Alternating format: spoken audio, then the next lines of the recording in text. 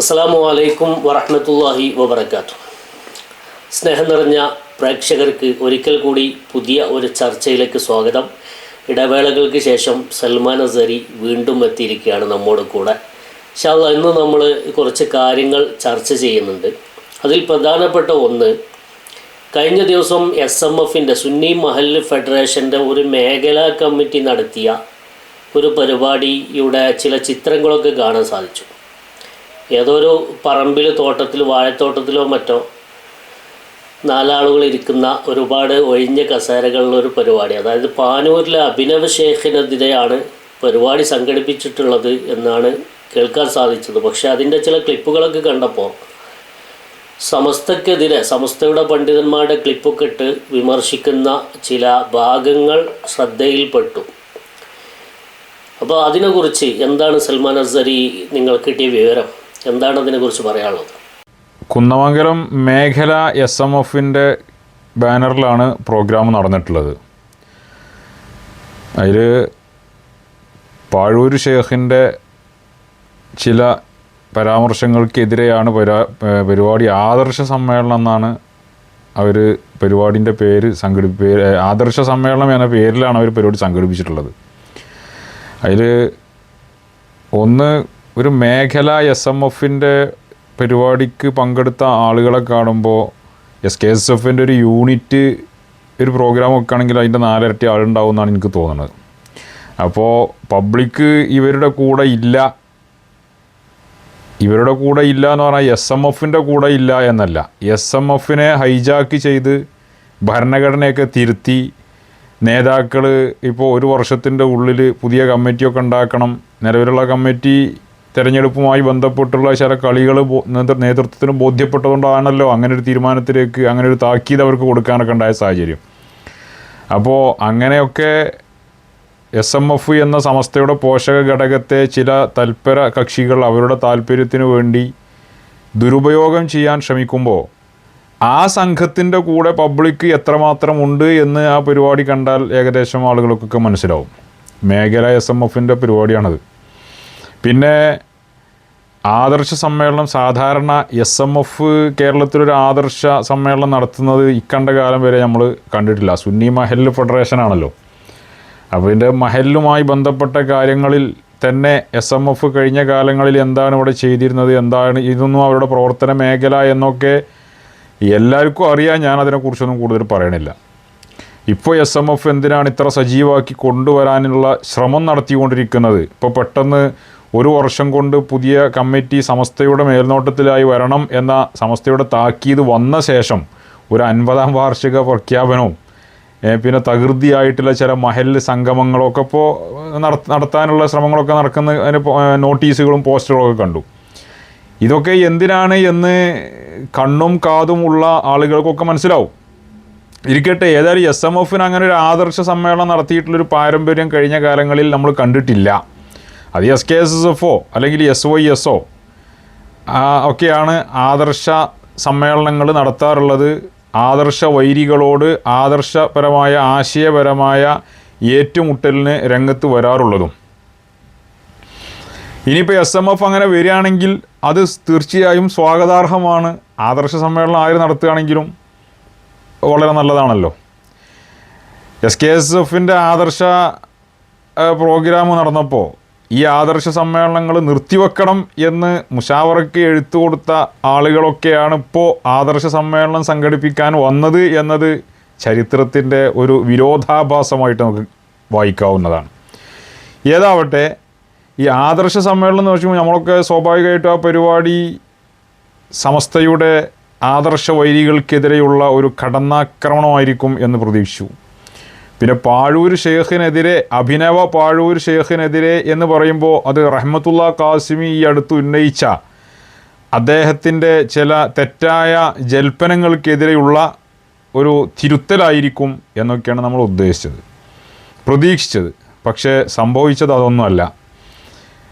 പണ്ട് പെരിന്തൽമണ്ണയിൽ തിരുത്ത് എന്ന പേരിൽ നാസർ കൊളായി ചമ്മാട് ദാറുൽ ഹുദയുടെ വൈസ് ചാൻസലറിനെതിരെ നടത്തിയ ചില പ്രയോഗങ്ങളും ചില ആരോപണങ്ങളൊക്കെ ഉണ്ടായിരുന്നു. അപ്പോൾ അതിന് മറുപടി പറയുകയാണ് എന്ന് എല്ലാവരും പ്രതീക്ഷിച്ച് കാത്തിരുന്ന ഒരു പരിപാടിയായിരുന്നു തിരുത്ത്. പക്ഷേ അവിടെ നാസർ കൊളായിൻ്റെ പേര് പോലും പരാമർശിക്കാൻ ധൈര്യമില്ലാതെ സമസ്തയുടെ സമുന്നതരായ നേതാക്കളെയും പ്രത്യേകിച്ച് സയ്യിദുൽ ഉലമയെ ഒക്കെ വളരെ രൂക്ഷമായ വിമർശനങ്ങൾ ഉന്നയിച്ചുകൊണ്ട് ആണ് ആ പരിപാടി നടത്തിയത്. അപ്പോൾ സ്വാഭാവികമായിട്ടും നമ്മൾ അവിടെ അതിൽ ഇടപെട്ടു. അതോടുകൂടെ അത് തീരുകയും ചെയ്തു. എന്നതുപോലെ ഇവിടെ ഇപ്പോൾ കുന്നമംഗലത്ത് SMFൻ്റെ കീഴിൽ പാഴൂർ ഷേഖിനെതിരെ പരിപാടി വെക്കുകയാണ് എന്ന ബാനറിൽ പരിപാടി വെച്ചിട്ട് അവിടെ സമസ്തയുടെ സമുന്നതരായ നേതാക്കൾക്കെതിരെ ചില ആരോപണങ്ങളും ഒളിയമ്പുകളും എഴുതിവിടാനാണ് അവർ ശ്രമം നടത്തിയത്. കൂട്ടത്തിൽ റഹ്മത്തുള്ള ഖാസിമിയുമായി ബന്ധപ്പെട്ട ചില വിഷയങ്ങൾ പറയുകയും ചെയ്തു. അതിൽ AV ഉസ്താദിനെതിരെ വളരെ മോശമായ നിലക്ക് അവർ ആരോപണം ഉന്നയിച്ചു. AV ഉസ്താദ് സുഹാബി എന്ന പദത്തിനെ വ്യാഖ്യാനിച്ചു എന്നതാണ് AV ഉസ്താദ് ചെയ്ത തെറ്റ്. ഇവിടെ സുന്നത്ത് ജമാഅത്തിൻ്റെ ആദർശത്തിൽ വെള്ളം ചേർക്കാൻ നടക്കുന്ന ഒരു പ്രത്യേക വിഭാഗം ഉണ്ട്. എല്ലാവരുമായി ഐക്യപ്പെട്ട് ആദർശ വിരോധികളുമായി ഐക്യപ്പെട്ട് അങ്ങനെ ഒരു കടുത്ത സുന്നി നിലപാടൊന്നും ആവശ്യമില്ല എന്ന് പറയുന്നൊരു വിഭാഗം ഇവിടെ ഉണ്ട് എന്ന് എല്ലാവർക്കും അറിയാം. അങ്ങനത്തെ ആളുകളുടെ താല്പര്യത്തിന് സമസ്തയുടെ നേതാക്കൾ നിന്ന് കൊടുക്കാത്തതാണ് സമസ്തയുടെ നേതൃത്വത്തോടുള്ള ഇവരുടെയൊക്കെ വിമ്മിഷ്ടത്തിന് കാരണം എന്നും എല്ലാവർക്കും അറിയാം. അപ്പോൾ ആ നിലക്ക് ഉള്ള ഒരു വിഭാഗത്തിനെതിരെ ഈ പരാമർശിക്കപ്പെട്ടൊരു പേരാണ് ഈ സുഹാബി എന്നത്. അതിനെ AV ഉസ്താദ് അദ്ദേഹത്തിൻ്റെ ആ സരളമായ ശൈലിയിൽ ഒരു പ്രഭാഷണത്തിൻ്റെ മധ്യേ ഉപയോഗിച്ച ആ ചില പ്രയോഗങ്ങളാണ് വലിയ സംഭവമായിട്ട് പാഴൂർ ഷേഖിനെതിരെയുള്ള ആദർശ സമ്മേളനത്തിൽ വിശദീകരണ യോഗത്തിൽ കൊണ്ടുപോയി സമസ്തയുടെ ഒരു പോഷക ഘടകം നടത്തുന്ന ഒരു പരിപാടി സമസ്തയുടെ മുഷാവറ മെമ്പറോ ഉത്തരവാദിത്തപ്പെട്ട ഒരു നേതാവുമായ AV ഉസ്താദിനെ പോലുള്ള ഒരു സാത്വിക വയോധികനായ പണ്ഡിതനെ എതിരെ ആക്ഷേപവും ആരോപണവും ഉന്നയിക്കപ്പെട്ടത്. അപ്പോൾ ആ പരിപാടിയുടെ ലക്ഷ്യം എന്താണെന്ന് തുടക്കത്തിൽ എല്ലാവർക്കും ബോധ്യപ്പെടുത്തുന്ന രീതിയിലായിരുന്നു അത്. പിന്നെ രണ്ടാമത് അവിടെ ബഹുമാനപ്പെട്ട ഹമീദ് ഫൈസി ഉസ്താദിൻ്റെ ക്ലിപ്പൊക്കെ ഇട്ടുകൊണ്ടാണ് അവിടെ പ്രഭാഷണം നടത്തിയത്. ഹമീദ് ഫൈസി ഉസ്താദിനെതിരെ ഒന്നും പറയാനില്ലാത്തതുകൊണ്ട് എന്തെങ്കിലും നിലയ്ക്ക് ഹമീദ് ഫൈസിയോടുള്ള ഇവരുടെ പ്രാസ്ഥാനികമായി ഹമീദ് ഫൈസിക്ക് കേരളത്തിലുള്ള സുന്നി സമൂഹം നൽകുന്ന പിന്തുണയും അദ്ദേഹത്തിന് നൽകുന്ന ആ ഒരു അംഗീകാരവും കണ്ട് വിറളി പിടിച്ച് അദ്ദേഹത്തെ ശത്രുപക്ഷത്ത് നിർത്തിക്കൊണ്ട് അദ്ദേഹത്തെ പ്രതിക്കൂട്ടിൽ നിർത്താനും വിമർശിക്കാനുമാണ് അവരവിടെ സമയം മാറ്റിവെച്ചത്. അപ്പോൾ പാനൂർ ഷേഖിനെതിരെ എന്ന് പറഞ്ഞ് നടത്തിയ പരിപാടിയിൽ ഹമീദ് ഫൈസിയുടെ ക്ലിപ്പിട്ടു. അതുപോലെ തന്നെ AV ഉസ്താദിനെതിരെ പറഞ്ഞു. ആദർശം പറയുന്ന ആളുകളെ ഇതിനൊന്നും കണ്ടില്ല എന്നുള്ള ചില കളവുകളും അവിടെ പറഞ്ഞിട്ടുണ്ട്. ശരിക്ക് നമ്മളൊക്കെ ഇവർ ചെയ്യുന്നതിനേക്കാൾ ഇതിന് മറുപടി പറയുന്നതിനേക്കാൾ 2 ആഴ്ച മുന്നേ മറുപടി കൊടുത്തിട്ടുണ്ട്. ഓൺ ദ സ്പോട്ടിൽ നമ്മൾ മറുപടി കൊടുത്തിട്ടുണ്ട്. ഹമീദ് ഫൈസി അതുപോലെ തന്നെ മറുപടി കൊടുത്തിട്ടുണ്ട്. ഇതൊക്കെ മനഃപൂർവ്വം മൂടി വെച്ചുകൊണ്ടാണ് ഇവരവിടെ സമസ്തയുടെ പണ്ഡിതന്മാർക്കെതിരെ കളവ് പറയുന്നത്. അതാണ് അതിലുള്ള രസം. അതായത് ഒരു ആദർശ സമ്മേളനം എന്നുള്ള പേരിലൊരു പരിപാടി വെക്കുക എന്നിട്ട് നുണ പറയാം. അത് ഇവരുടെ ഒരു കൂടപ്പുറപ്പാണ്. പണ്ട് നളന്തയിൽ ഒരുമിച്ച് കൂടിയ ആ സംഘമാണിത്. നളന്തയിൽ ഒരുമിച്ച് കൂടിയതിൻ്റെ പേര് നളന്ത വിഭാഗം എന്ന് പേര് പരാമർശിക്കപ്പെട്ടതിലൊക്കെ വലിയ വേദനയൊക്കെ അവർ കുന്നമംഗലം മേഖല SMFൻ്റെ ബാനറിൽ നടത്തിയ പരിപാടിയിൽ അവർ ഉന്നയിക്കുന്നത് കണ്ടിരുന്നു. വലിയ വിഷമം പറയണതൊക്കെ അതൊക്കെ അർഹിക്കുന്ന ഓരോ നാമം ഓരോരുത്തർക്കും ഒന്ന് വീഴുന്നതാണ് കയ്യിലിരിപ്പിനനുസരിച്ച്. ഏതാവട്ടെ ഈ 2 വിഷയങ്ങൾ ഇപ്പോൾ നിങ്ങൾ പറഞ്ഞ ഹമീദ് ഫൈസി ഉസ്താദിനെ പോലുള്ള ആളുകൾ, അതായത് ആദർശം പറയേണ്ട ആളുകൾ മൗനം പാലിച്ചു എന്നാണ് അവർ ഉന്നയിച്ച ഒരു ആരോപണം. ഈ 2 കാര്യമുണ്ട്. ഒന്ന്, ഇവിടെ സമസ്ത കേരള ജംഇയ്യത്തുൽ ഉലമയുമായി ആദർശ വിരോധികളായി നിൽക്കുന്ന വിഭാഗത്തിനെതിരെ കാലങ്ങളായി ആദർശ രംഗത്ത് ശക്തിയുക്തം പറഞ്ഞുകൊണ്ടിരിക്കുന്നത് ആരാണ് എന്നും പറയേണ്ടവരാരാണ് എന്നും അല്ലെങ്കിൽ പറയുന്നവരാരാണ് എന്നും പറയും എന്ന് ഇവർ പ്രതീക്ഷിക്കുന്നവരാരാണ് എന്നും ഇവർ തന്നെ അതിലൂടെ വ്യക്തമാക്കുന്നുണ്ട്. അതുതന്നെയാണ് ഈ ഹമീദ് ഫൈസിക്കൊക്കെയുള്ള ക്വാളിറ്റിയും. അതിന് ഹമീദ് ഫൈസിനോട് അസൂയായിട്ടിട്ട് കാര്യമില്ല.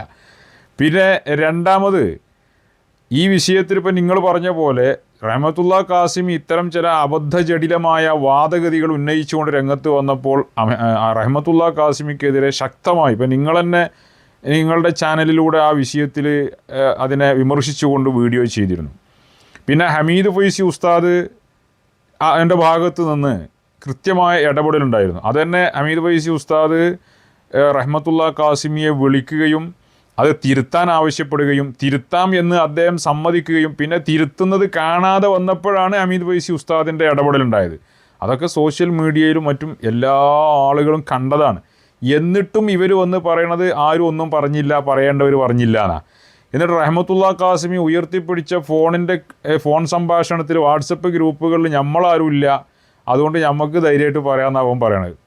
അതെന്നെ വിഡ്ഢിത്താണ്. കാരണം റഹ്മത്തുള്ള കാസിമി പറഞ്ഞത് എല്ലാ സുഹാബി നേതാക്കളുടെയും വഹാബി നേതാക്കളുടെയും രഹസ്യമായ സംഭാഷണങ്ങൾ ഇതിലുണ്ട് എന്നാ, വോയിസുകൾ ഇതിലുണ്ട് എന്നാ.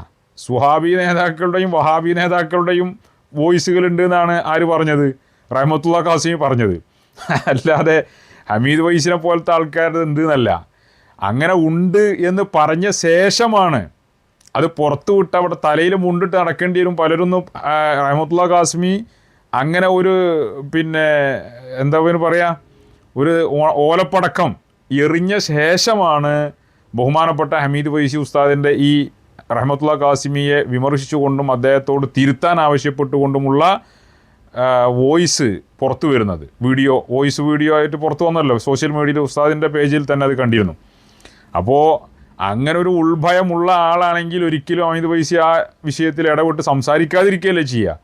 അപ്പോൾ പിന്നെ ആ വോയിസ് ആരുടേതായിരിക്കും? സുഹാബി നേതാക്കളുടെ വോയിസ് ഉണ്ട് എന്ന് റഹ്മത്തുള്ള കാസിമി പറയുകയും ചെയ്ത സ്ഥിതിക്ക് ആ വോയിസുകളൊക്കെ ആരുടേതായിരിക്കും എന്ന് എല്ലാവർക്കും ഊഹിക്കാവുന്നതാണ്. അതവിടെ നിൽക്കട്ടെ. അപ്പോൾ ഇടപെട്ടിട്ടില്ല എന്ന് പറഞ്ഞതും കളവാണ്.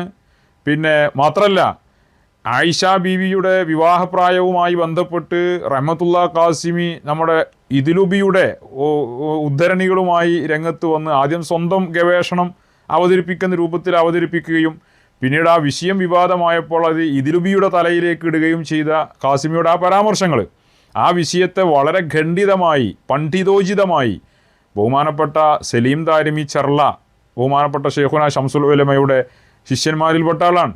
അദ്ദേഹം വളരെ സമർത്ഥമായി ആ വിഷയം ഗണ്ണിക്കുകയും റഹ്മത്തുള്ള കാസിമിയുടെ അബദ്ധങ്ങളെ തുറന്നു കാണിക്കുകയും ചെയ്തിട്ടുണ്ട്.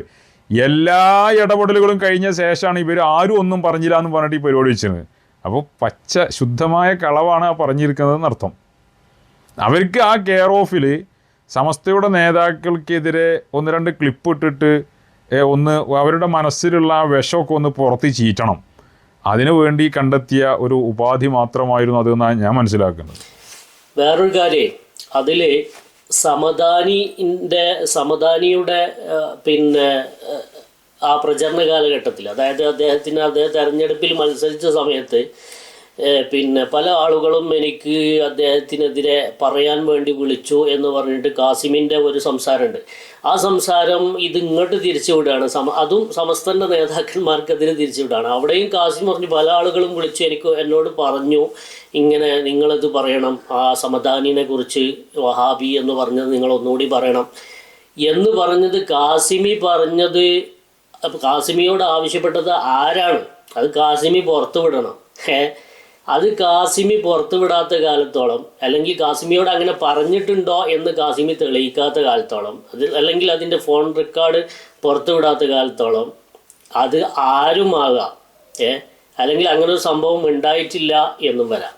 പക്ഷേ അത് സമസ്തയുടെ നേതാക്കന്മാരുടെ ഭാഗത്തേക്ക് ഇങ്ങോട്ട് തിരിച്ചു വെച്ചിട്ട് ഉണ്ടയില്ലാത്ത വെടി ഉതിർക്കുന്ന ആ ഒരു പരിപാടിയാണ് വേറെ അവിടെ ഒരു നാടകം അവിടെ കണ്ടത്.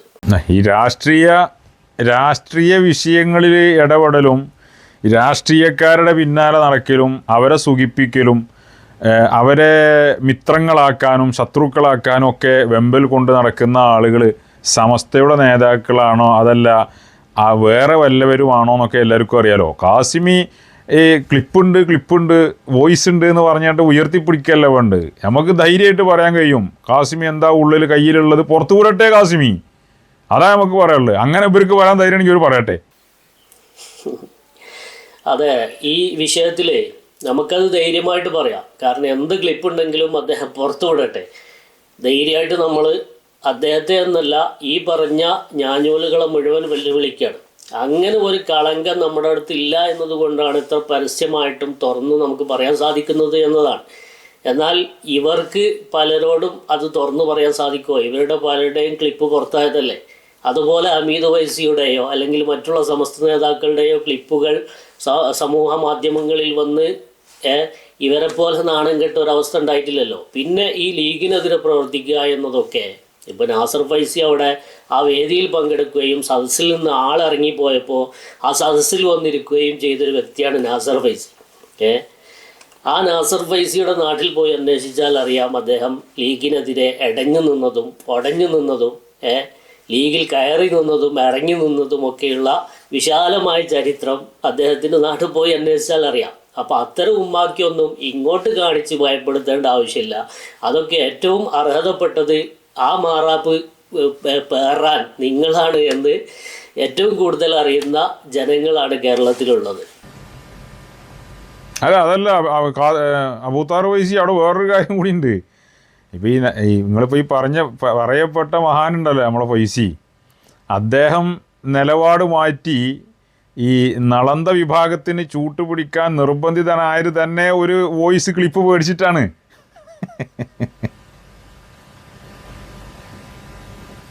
അദ്ദേഹത്തിൻ്റെ ഒരു വോയിസ് ഇപ്പോൾ CIC വിഷയവുമായി ബന്ധപ്പെട്ട് അദ്ദേഹം ഒരു FBയിൽ ഒരു പോസ്റ്റ് കുറിച്ചിരുന്നു സമസ്തയുടെ നിലപാടിനോട് കൂടെ ചേർന്ന് നിന്നുകൊണ്ട്.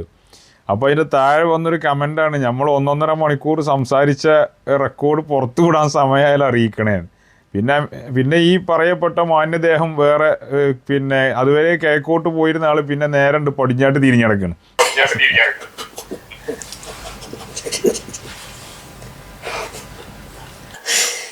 അപ്പോൾ അങ്ങനത്തെ ആളുകളാണ് കാസിമി എന്തോ പുറത്ത് വിടാനുണ്ട് കാസിമി എന്തോ പുറത്ത് വിടാനുണ്ട് എന്ന് പറഞ്ഞിട്ട് നടക്കുന്നത്.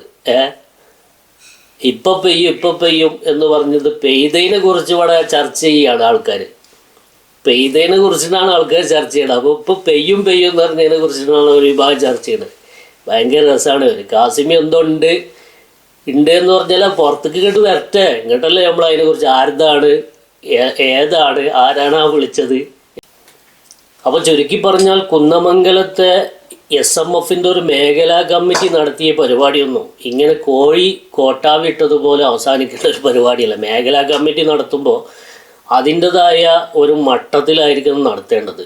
അത് എന്തുകൊണ്ട് സംഭവിച്ചില്ല എന്ന് വെച്ചാൽ ഈ SMF എന്ന പേരിൽ തട്ടിക്കൂട്ടുന്ന ഈ ആളുകൾ, നമ്മൾ സമദ് ഫൈസി പറഞ്ഞ മാതിരി രാവിലെ എന്താ കൂട്ടാൻ, അത് മുരിങ്ങക്കായും പയറും, വൈകുന്നേരം എന്താ കൂട്ടാൻ, അത് പയറും മുരിങ്ങക്കായും എന്ന് പറഞ്ഞാൽ ഏത് പരിപാടിയാണെങ്കിലും, ഇപ്പോൾ ഏത് ഫൗണ്ടേഷൻ്റെ പരിപാടിയാണെങ്കിലും ഏത് പരിപാടിയാണെങ്കിലും ഇവർ 4 ആളല്ലേ ഇപ്പോൾ അത് സംഘടിപ്പിക്കാനുള്ളൂ.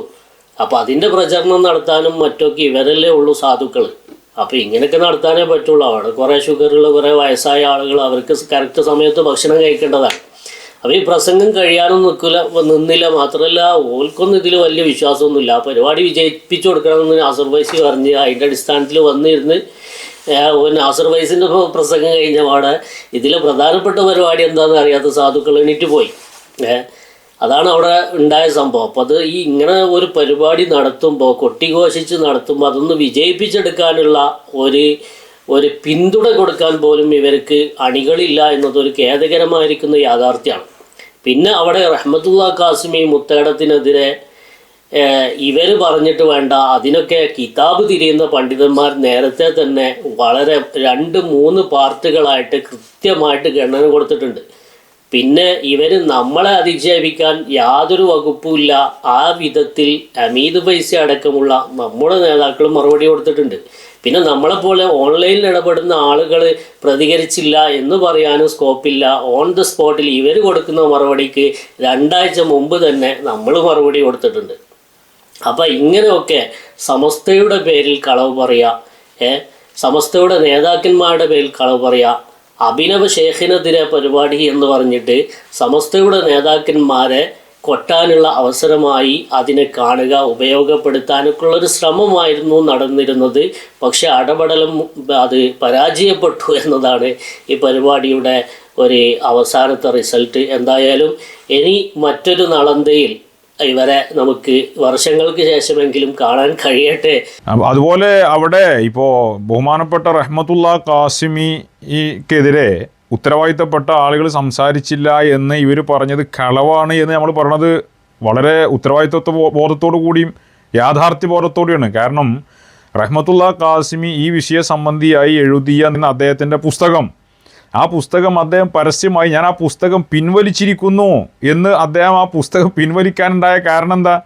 സമസ്തയുടെ പണ്ഡിതന്മാരുടെ കൃത്യമായ ഇടപെടലും അദ്ദേഹത്തിൽ പറ്റിയ അബദ്ധമാണ് എന്ന് ബോധ്യപ്പെടുത്തി കൊടുക്കുകയും ചെയ്തതുകൊണ്ടാണ് അദ്ദേഹം ആ പുസ്തകം പിൻവലിക്കാൻ തയ്യാറായത്. ഇതൊക്കെ ഇവിടെ കഴിഞ്ഞു പോയി. അതൊക്കെ കഴിഞ്ഞ ശേഷം ഞാനത് പിൻവലിച്ചു, ആ പുസ്തകം ഞാൻ പിൻവലിച്ചു എന്നൊക്കെ അദ്ദേഹം പരസ്യമായി പറഞ്ഞ ശേഷം ആണ് ഇവർ വന്നിട്ട് പറയണത് ഉത്തരവാദിത്തപ്പെട്ട പ്രതികരിക്കേണ്ട ആളുകൾ ആരും പ്രതികരിച്ച് കണ്ടില്ല, അവരൊക്കെ ഫോണിൽ അത് കേട്ടിട്ട് പേടിച്ചിട്ട് പറയാതിരിക്കുകയാണ്, പക്ഷേ ഞമ്മക്ക് അങ്ങനെ പറയാതിരിക്കാൻ കഴിയില്ല എന്നൊക്കെ പറഞ്ഞിട്ട് വലിയ വർത്തമാനം പറയണത്. ഇതൊക്കെ കണ്ട ആളുകൾ ഇവരെ കുറിച്ച് എന്താ മനസ്സിലാക്കുകയാണെങ്കിൽ ഇവർ ആലോചിക്കണ്ടേ. അതുപോലെ ഈ പറയപ്പെട്ട വ്യക്തി ഈ ക്ലിപ്പിട്ട് പ്രഭാഷണം നടത്തിയ വ്യക്തി ബഹുമാനപ്പെട്ട സയ്യിദുൽ ഉലമയ്ക്ക് നേരെ റഹ്മത്തുള്ള ഖാസിമി വളരെ മോശമായൊരു പരാമർശം നടത്തിയിട്ടുണ്ട്. ആ പരാമർശം അത് റഹ്മത്തുള്ള ഖാസിമി സ്വന്തം പരാജയത്തിൻ്റെ ഉദ്ഘാടനം നിർവഹിക്കുകയാണ് അതിലൂടെ ചെയ്തതെന്നാണ് നമ്മളെ നിരീക്ഷണം. സയ്യിദുൽ ഉലമയ്ക്ക് എതിരെ അത്തരം പരാമർശങ്ങൾ ഉന്നയിക്കലോടുകൂടെ. പക്ഷെ അതിനെതിരെ വലിയ വിമർശനം ഉന്നയിച്ചു. ഖാസിമിനെ തിരുത്താൻ വേണ്ടിയിട്ട് വന്ന ഈ പ്രഭാഷണം നടത്തിയ ആളും അവിടെ സംസാരിച്ച ആളുകളും അവരൊക്കെ ചെയ്തിരുന്ന പണി എന്താ? സയ്യിദുൽ ഉലമയ്ക്കെതിരെയും സമസ്തയുടെ ആലിമീങ്ങൾക്കെതിരെയും ഫേസ്ബുക്കിലൂടെയും അല്ലാതെയും വാട്സപ്പിലൊക്കെ എഴുതുകയും പറയുകയും ചെയ്ത ആളുകളും അതിന് നേതൃത്വം കൊടുക്കുന്ന ആളുകളും അതിന് പ്രത്യേകമായ ഗ്രൂപ്പുകൾ ക്രിയേറ്റ് ചെയ്ത് ഗ്രൂപ്പ് അടിസ്ഥാനത്തിൽ സമസ്തയുടെ നേതാക്കൾക്കെതിരെയും പ്രത്യേകിച്ച് സയ്യിദുൽ ഉലമയ്ക്കെതിരെയൊക്കെ എഴുതും പറയുകയൊക്കെ ചെയ്തുകൊണ്ടേയിരിക്കുന്ന ആളുകളാണ് റഹ്മത്തുള്ള ഖാസിമി പറഞ്ഞു എന്ന് പറഞ്ഞിട്ട് വിമർശിക്കാൻ വന്നിട്ടുള്ളത്. ഇവരും അതിനേക്കാൾ കടുത്ത ഭാഷയിൽ വിമർശനം ഉന്നയിച്ചു നടന്ന ആളുകളാണ്. അങ്ങനെയൊക്കെ ഒരുപാട് വിരോധാഭാസങ്ങൾ നിറഞ്ഞ ഒരു തട്ടിക്കൂട്ട് പ്രോഗ്രാമായിരുന്നു കുന്നമംഗലത്ത്. ഇതൊന്നും SMFൻ്റെ കീഴിൽ നമുക്ക് പറയാനുള്ളത് ഇതാണ്. സമസ്തയുടെ പോഷക ഘടകങ്ങളുടെ കീഴിലോ സമസ്തയുടെ പേരും പതാകയും വെച്ചുകൊണ്ടൊന്നും ഇതുപോലുള്ള കോപ്രായങ്ങൾ കാണിക്കരുത് എന്നാണ് നമുക്ക് ഇത്തരം ആളുകളോട് വിനയപൂർവ്വം പറയാനുള്ളത്. സമസ്തയുടെ കാര്യങ്ങൾ നടത്താനും സമസ്തയുടെ പ്രോഗ്രാമുകൾ നടത്താനും സമസ്തയുടെ വേദി കെട്ടാനും അതിനൊക്കെ സമസ്തയുടെ എല്ലാ അർത്ഥത്തിലും പൂർണ്ണാർത്ഥത്തിൽ സമസ്തക്കാരായ നേതാക്കളെ അംഗീകരിക്കുന്നവർ, തീരുമാനങ്ങളെ അംഗീകരിക്കുന്നവർ, ആശയപരമായി ആദർശപരമായി എല്ലാം മറ്റു ഭൗതിക രാഷ്ട്രീയ ലാഭേച്ഛകൾക്കതീതമായി സമസ്ത കേരള ജംഇയ്യത്തുൽ ഉലമയുടെ കൂടെ നിൽക്കുന്ന വലിയ ഒരു വിഭാഗം കേരളത്തിലുണ്ട്. സമസ്തയുടെ പതാകയും ബാനറും പേരും ഒക്കെ ഉപയോഗപ്പെടുത്തി അവർ പരിപാടികൾ നടത്തും. നിങ്ങൾ ഇത്തരം പരിപാടികളായിട്ട് ദയവ് ചെയ്ത് സമൂഹത്തിൻ്റെ ഇടയിൽ പരിഹാസ്യരാകാൻ മുന്നോട്ട് വരരുതേ എന്നാണ് നമുക്ക് പറയാനുള്ളത്. ഇത് പറഞ്ഞപ്പോഴാണ് എനിക്ക് ഓർമ്മ വന്നത്, സൽമാൻ അസർ ഉസ്താദ് ഈ ആനമങ്ങാട് ഹുദവിയുടെ ഒരു അനിയനുണ്ട്, ഇസ്ഹാഖ് നിസാമി എന്ന് പറയുന്ന ആള് 2-3 പോസ്റ്റുമായിട്ട് എൻ്റെ വൈത്താലിങ്ങനെ കൂടി നോക്കിയിരുന്നു. ഖാസിമിക്കെതിരെ ഞാൻ മറുപടി പറയുന്നില്ല, എന്തുകൊണ്ട് മറുപടി പറയുന്നില്ല, ഖാസിമിക്കെതിരെ പറയുന്നില്ല, അദ്ദേഹം സയ്യിദുൽ ഉലമയ്ക്കെതിരെ പറഞ്ഞപ്പോൾ ഞാൻ മറുപടി പറയുന്നില്ല എന്നൊക്കെ പറഞ്ഞിട്ട് 2-3 പോസ്റ്റ് അദ്ദേഹത്തിൻ്റെ ഫേസ്ബുക്കിൽ പബ്ലിക്കിൽ പോസ്റ്റ് ചെയ്തിരിക്കുകയാണ്. അപ്പോൾ അവിടെ ഞാൻ കൃത്യമായിട്ടൊരു ചോദ്യം ചോദിച്ചു, എന്ത് ഖാസിമിയെ തിരുത്താൻ പോകുന്നതിന് മുമ്പ് സ്വന്തം വീട്ടിലെ ജ്യേഷ്ഠനെ ഒന്ന് തിരുത്താൻ വേണ്ടി ശ്രമിച്ചുകൂടായിരുന്നില്ലേ എന്ന് ചോദിച്ചു. അതായത് സ്വന്തം ജ്യേഷ്ഠൻ സമസ്തയെ അപമാനിച്ച അത്ര, അപകീർത്തിപ്പെടുത്തിയ അത്ര ഖാസിമി പറഞ്ഞിട്ടുണ്ടോ? ആനമങ്ങാട് ഹുദവി അദ്ദേഹം പറഞ്ഞതെന്താ, 20 വർഷം കഴിഞ്ഞാൽ സമസ്തയെ യഥാർത്ഥ പാതയിൽ പാരമ്പര്യ വഴിയിൽ നയിക്കുന്ന പ്രസിഡൻറ്റും സെക്രട്ടറിയും അതിൻ്റെ നേതൃത്വം, പ്രസിഡൻറ്റ് സെക്രട്ടറി അല്ല, അതിൻ്റെ നേതൃത്വം വരുന്നത് വരെ നമ്മൾ വെയിറ്റ് ചെയ്യണം എന്നാണ് പറഞ്ഞ്. പിന്നെ ഓൻ ചോദിക്കുന്നുണ്ട്, എവിടെയാണ് നമ്മുടെ ഈ പ്രസ്ഥാനത്തിന്, എവിടെയാണ് നമുക്ക് വഴിതെറ്റിയത്, എവിടെയാണ് ഈ മാർഗഭ്രംശം സംഭവിച്ചത്? കമ്മ്യൂണിസത്തെക്കുറിച്ച് ഇന്ന് അങ്ങനെ ഒരു ക്യാമ്പയിൻ നടത്താൻ തയ്യാറാകുമോ സമസ്ത എന്ന് സമസ്തനോടാണ് ചോദിക്കണേ. എവിടെയാണ് നമുക്ക് പേച്ചത് എന്ന് സമസ്തനോട് ചോദിക്കുന്ന ഈ ആനമങ്ങാട് ഹുദവി വീട്ടിലുള്ള അനിയൻ ഇസ്ഹാഖ് നിസാമി എന്നോട് ചോദിക്കുകയാണ്, അബൂ താഹിർ ഫൈസി എന്തുകൊണ്ട് ഖാസിമിക്കെതിരെ പറഞ്ഞിട്ടില്ല? കാസിമിക്കെതിരെ ഇയാൾ പോസ്റ്റ് ഇടുന്നതിന് മുമ്പ് തന്നെ നമ്മൾ പറഞ്ഞിട്ടുണ്ട്.